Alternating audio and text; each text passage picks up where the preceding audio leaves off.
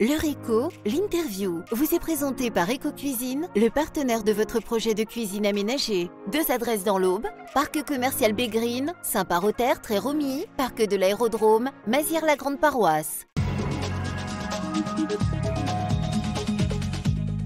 Bonsoir et bienvenue dans l'interview de l'heure éco. Ce soir, nous recevons Fabrice Schlosser pour parler de la Nuit des réussites, une soirée qui vient récompenser les meilleurs talents au bois du monde économique. Bonsoir Fabrice. Bonsoir Alban. Alors pour vous, qu'est-ce qui caractérise un talent économique ?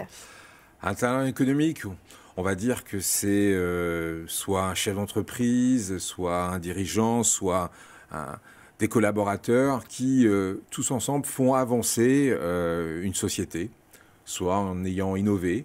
On peut innover techniquement, mais aussi dans les relations humaines et les ressources humaines, et en faisant avancer le tissu économique du département. Voilà, tout simplement. Justement, dans l'Aube, est-ce qu'il y a suffisamment de talents économiques, selon vous ?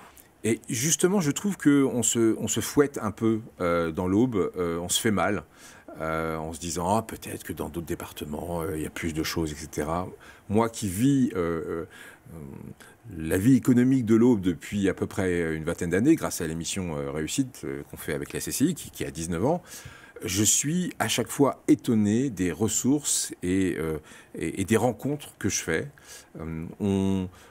On est toujours un petit peu dans ce sentiment d'avoir perdu ce paradis incroyable qui était le textile, qui a fait perdre 20 000 emplois en 15 ans dans les années 80-90. Et pourtant, ce département s'est déjà renouvelé, a déjà commencé à beaucoup avancer. Avec la Technopole par exemple pour l'innovation, avec ce tissu étudiant extraordinaire qui amène aussi beaucoup de collaboration avec les entreprises, avec un monde agricole qui n'arrête pas d'innover tous les jours. Donc je trouve qu'on a beaucoup de force et beaucoup de talent. Et on les met jamais assez en avant. Et c'est pour ça qu'on fait la Nuit des réussites d'ailleurs. Voilà, c'est ce que j'allais dire, c'est votre objectif. Cette année, c'est donc la 2e édition qui aura lieu au mois de novembre. L'année dernière, ça avait donc été un succès. Un vrai succès extraordinaire parce qu'on sortait d'une période de Covid et on y était toujours un tout petit peu, donc c'était pas si évident que ça à organiser. Plus de 500 personnes rassemblées au centre de congrès, toutes les forces vives économiques du département étaient présentes pour une soirée à la fois festive. On a voulu humblement essayer de retranscrire un peu l'ambiance de ce qu'on vit aux Oscars, aux Césars. Je dis bien humblement, puisque on n'a pas la prétention de faire aussi bien. Mais il y avait dans cette soirée à la fois tout le côté festif, tout le côté paillette que peut donner une retransmission en direct, et puis aussi toute l'émotion, parce que les lauréats ne savaient pas qu'ils seraient gagnants. Et je trouve que dans les témoignages qu'on a eus sur scène, les témoignages des lauréats, il y a eu beaucoup d'émotions et beaucoup de messages qui sont passés.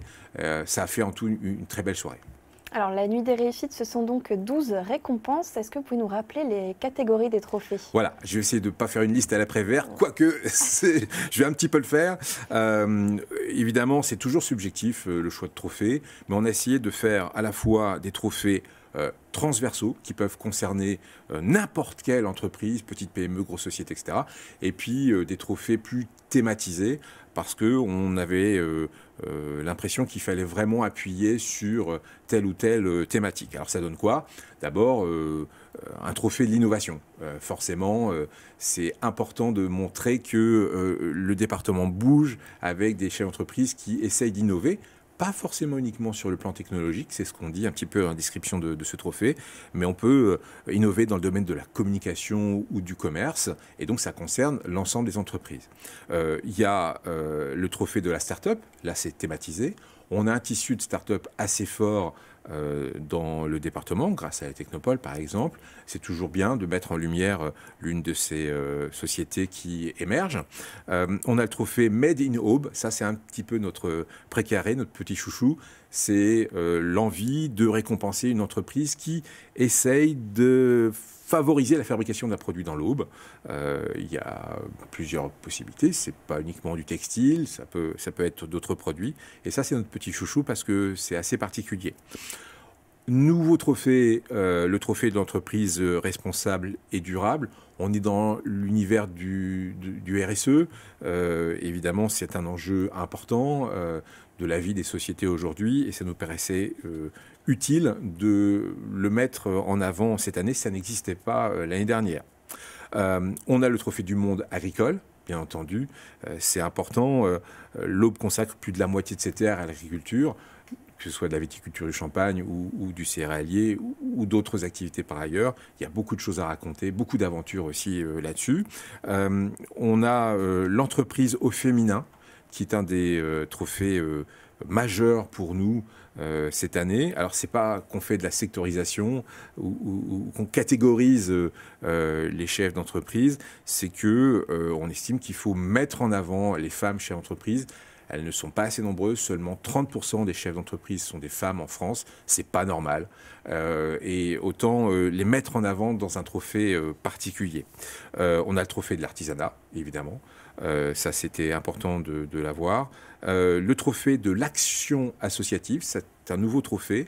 Il y a à peu près 16 000 associations dans l'Aube qui œuvrent chaque jour pour une meilleure situation des Aubois. Et dans ce cadre-là, il y a beaucoup d'actions économiques.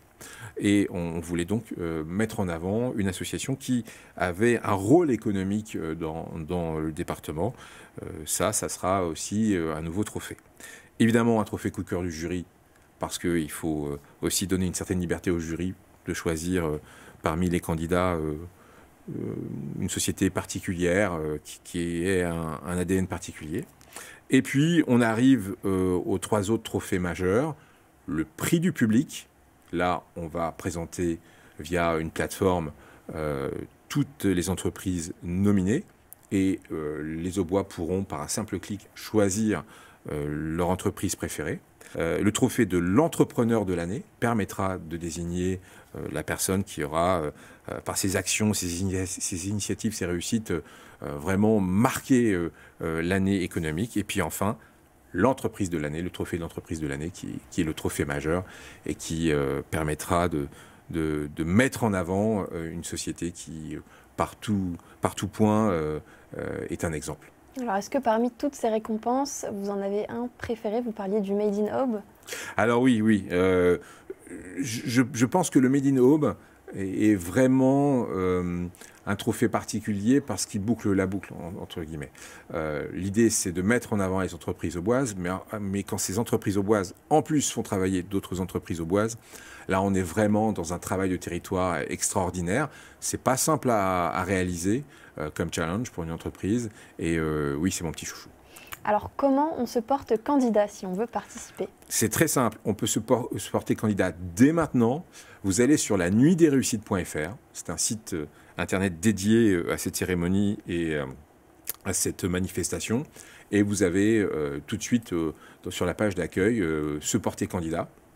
À ce moment-là, vous allez remplir un premier formulaire qui est une sorte de prise d'information principale qui permet au jury et à l'organisation de savoir un peu qui vous êtes et d'où vous venez. À partir de là, on valide le fait que vous puissiez être candidat et on vous renvoie un formulaire beaucoup plus conséquent qui va être un support pour le jury pour juger de la qualité de vos actions par rapport à d'autres personnes. Justement, le jury, de qui est-il composé?